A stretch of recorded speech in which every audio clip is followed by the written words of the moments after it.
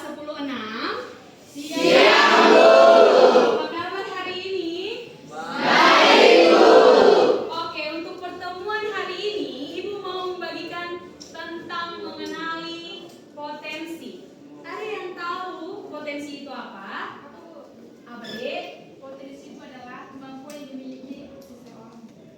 Kemampuan yang dimiliki Seseorang. menurut kalian kemampuan itu bisa dikembangkan atau tidak? Bisa, Bu. Bisa. Berarti potensi adalah bakat dan minat yang kamu miliki. Nah, sebelum itu, Ibu mau membagikan sebuah tes untuk kalian mengetahui kecerdasan yang kalian punya dan gaya belajar yang kalian punya. Semua bawa handphone? Oke, Ibu akan share linknya. Silahkan kamu kerjakan.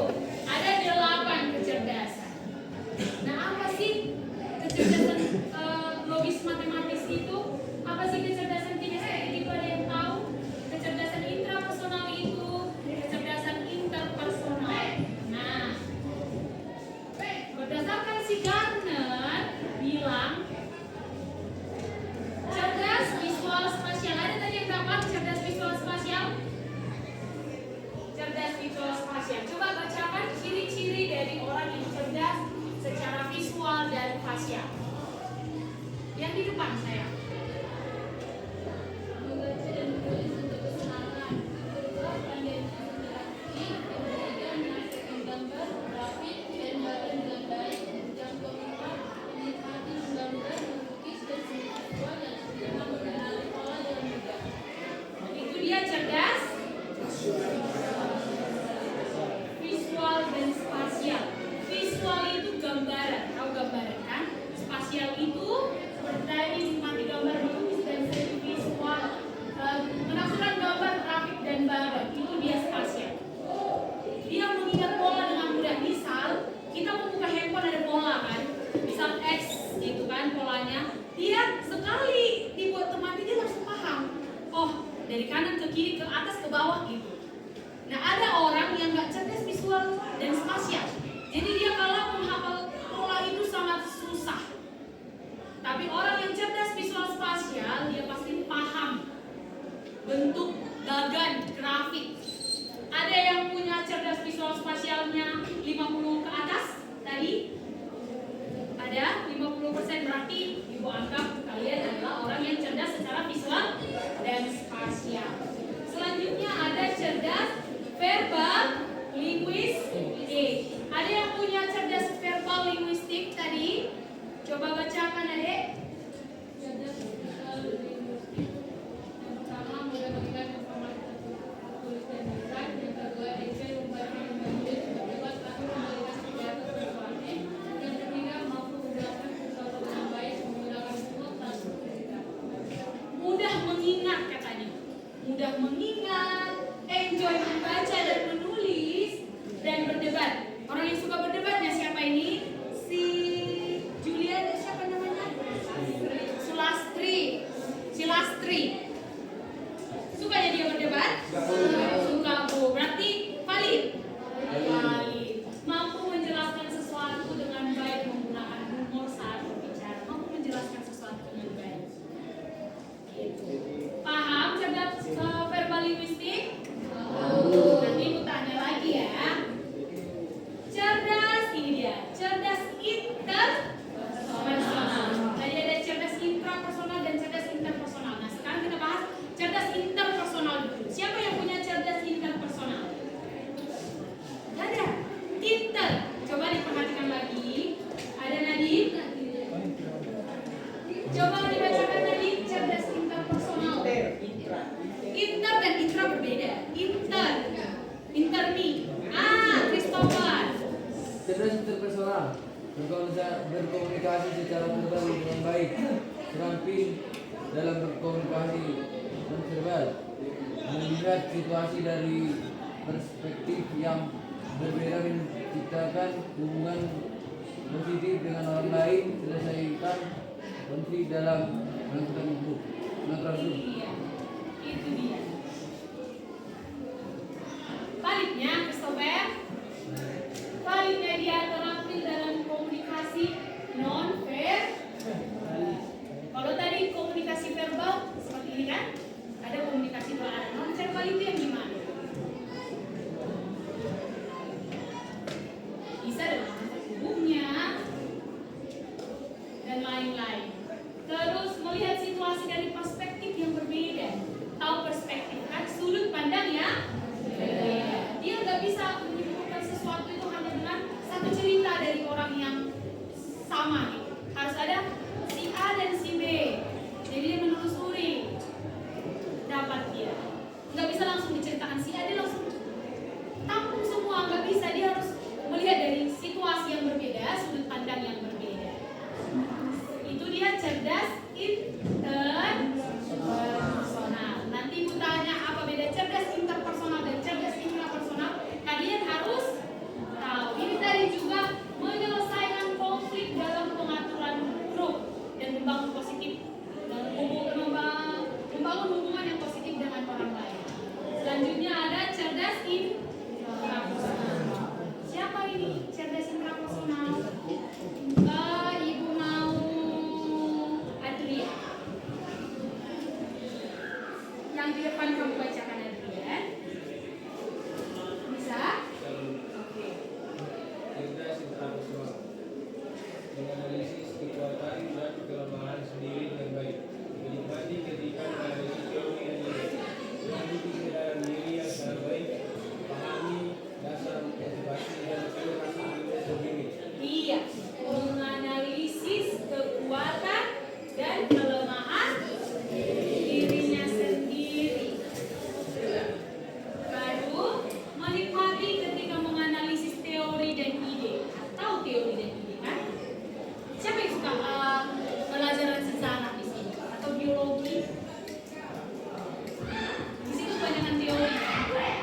teori, ide. Itu dia cerdas intrapersonal. Memiliki kesadaran, memahami dasar motivasi dan perasaannya. Dia berangkat dari dirinya sendiri gitu. Interpersonal tadi hubungannya dengan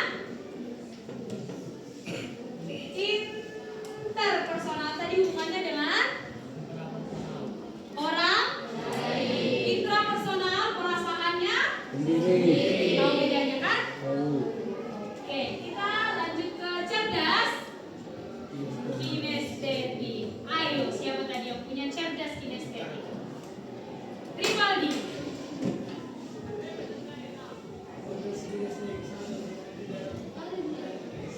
Iya, lebih besar kan suaranya, katanya kurang besar. Rivaldi.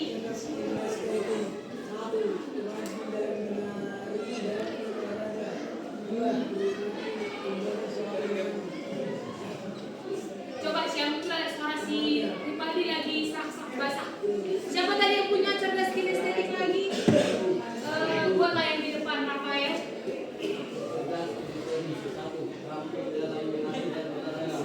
Didengarkan temannya.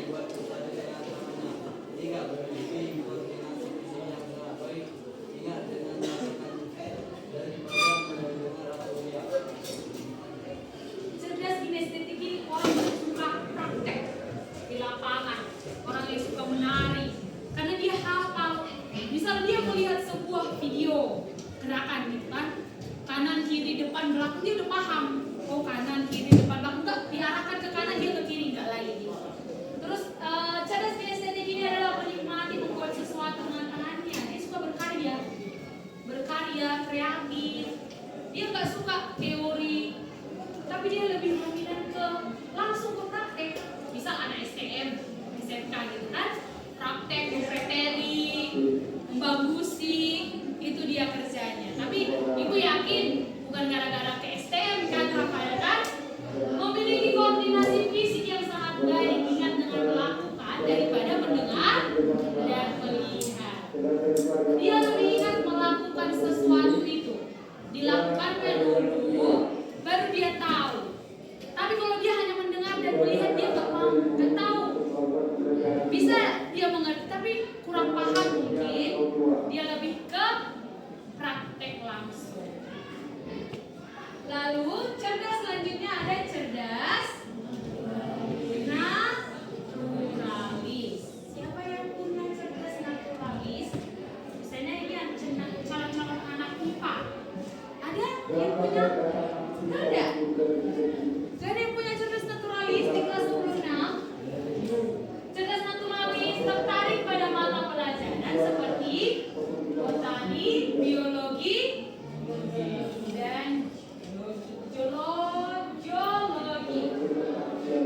Orang-orang yang tertarik ke alam, itu dia orang yang naturalis. Mengkategorikan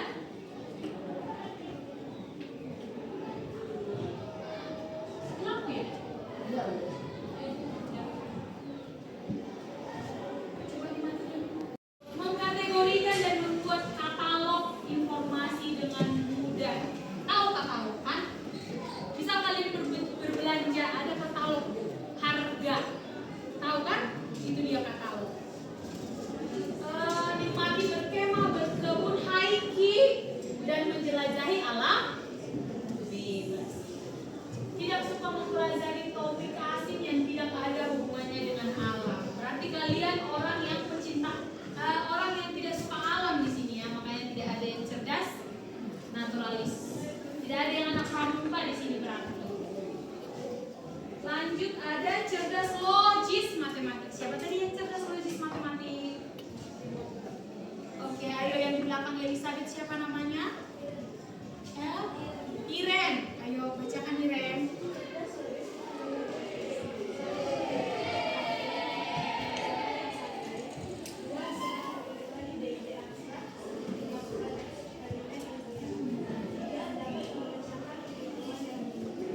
Memiliki keterampilan memecahkan masalah ya sangat baik, bukan baik lagi, itu sangat baik. Itu dia cerdas logis matematik.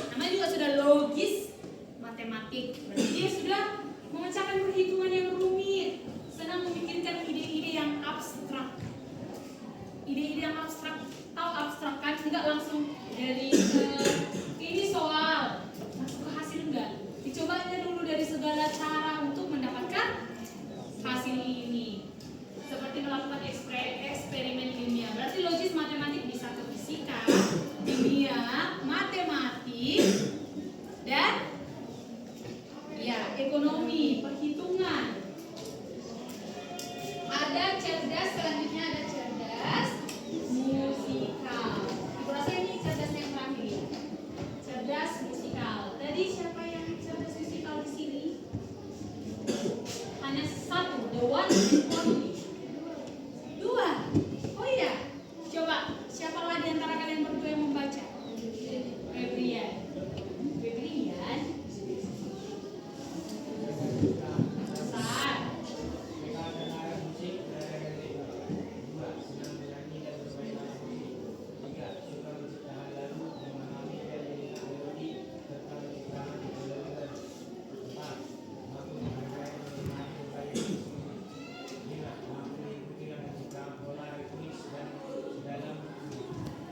Iya, itu dia cerdas musikal. Namanya sudah musik, berarti sudah paham, cinta, dan bisa menciptakan. Berarti cuma 2 orang. Yang satu lagi tadi perempuan memang suka musik? Ahli di bidang? Oh, kita sama keyboard. Ada temannya ternyata ya, Febrian.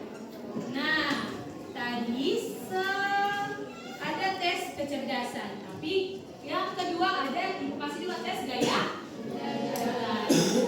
Katanya di sini mengenal 3 gaya belajar. Ibu mau tanya gaya belajarnya si Indah Gadu.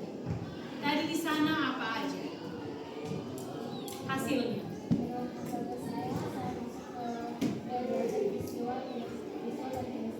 Visual, kinestetik. Sebanyak berapa persen itu? Oke. Si Amriko kayak belajar yang mana kau tadi? Amriko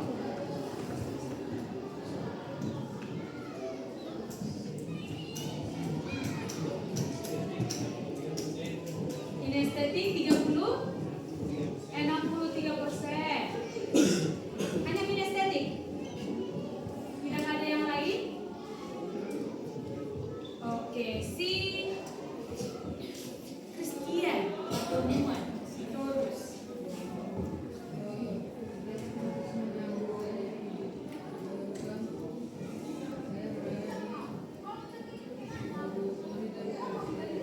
Auditory dan kinestetik. Kinestetiknya lebih banyak ya, 46%.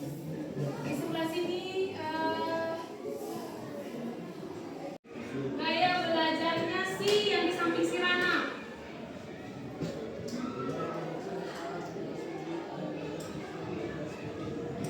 Visual dan kinestetik sebanyak. Iya, kalian semua sudah tahu kan hasil dari gaya belajar kalian? Sudah. Nah, sekarang kita tinggal memahami apa sih gaya belajar kinestetik itu, apa sih gaya belajar auditori, dan apa sih gaya belajar visual. Yang pertama katanya ada gaya belajar visual. Nah, menurut apa namanya kata-kata yang dibuat di sana, siapa yang bisa menyimpulkan gimana sih gaya belajar yang visual itu?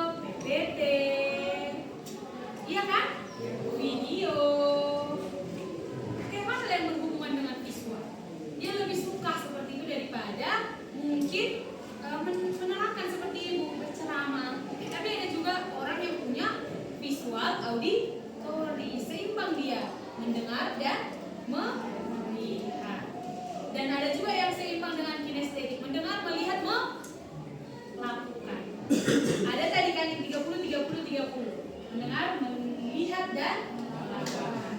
Itu dia untuk gaya belajar yang visual. Yang kedua gaya belajar auditori. Pastinya tadi mendengar. Dia lebih suka seperti ini. Ibu menjelaskan, dia memahami. Itu dia untuk gaya belajar auditori. Selanjutnya ada gaya belajar kinestetik. Itu tadi yang sama kayak kecerdasan kinestetik. Dia lebih suka praktek melakukan. Apa sih mata pelajaran yang sering praktek? Biologi juga.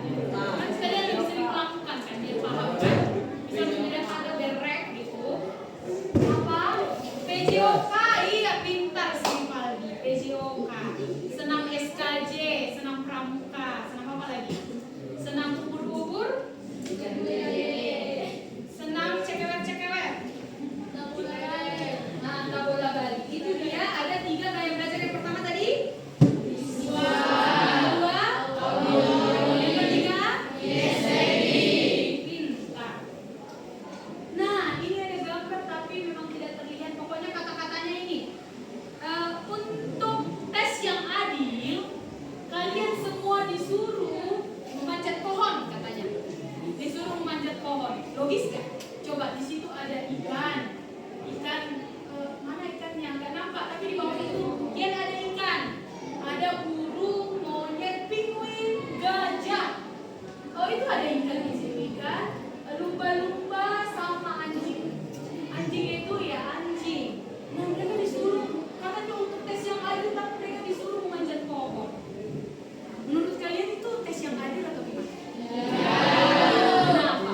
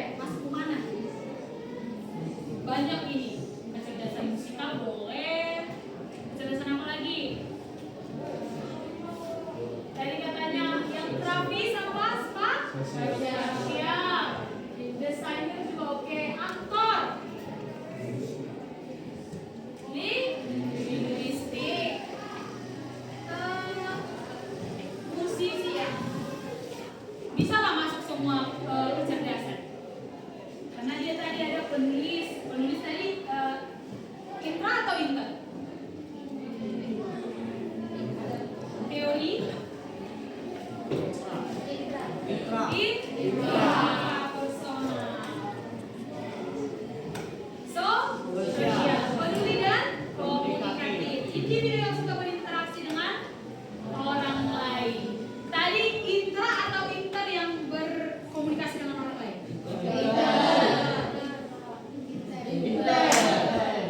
Coba pastikan dulu lagi. Intra. Enggak lah, intra dengan orang lain, inter dengan diri kita sendiri kan, bukan kita dengan orang lain, enggak? Salah. Jadi inter. Kalau intra tadi diri itu ya. Jangan sampai salah ya. Tadi contoh profesi guru, konselor, perawat, psikolog, pekerja atau pekerja sosial kayak Palang Merah Remaja, Karang Taruna, pemuda Pancasila. Tahu pemuda Pancasila? Ibu pun nggak tahu karena di tempat kita di rumah ada. Gitu ya. Tadi kayak contoh ibu masuk ke kecerdasan apa?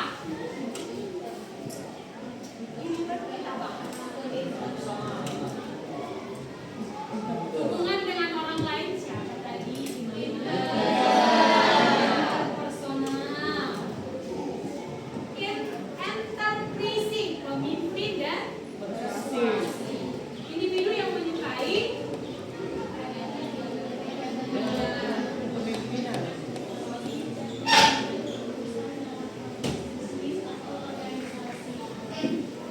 Oke, contoh profesinya.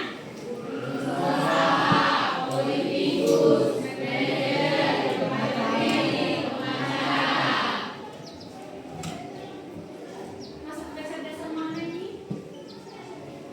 Semua? Kayaknya semua kecerdasan bisa jadi pemimpin lah, rasa ibu. Iya kan? Iya kan? Selanjutnya ada konvensional, terstruktur dan teliti.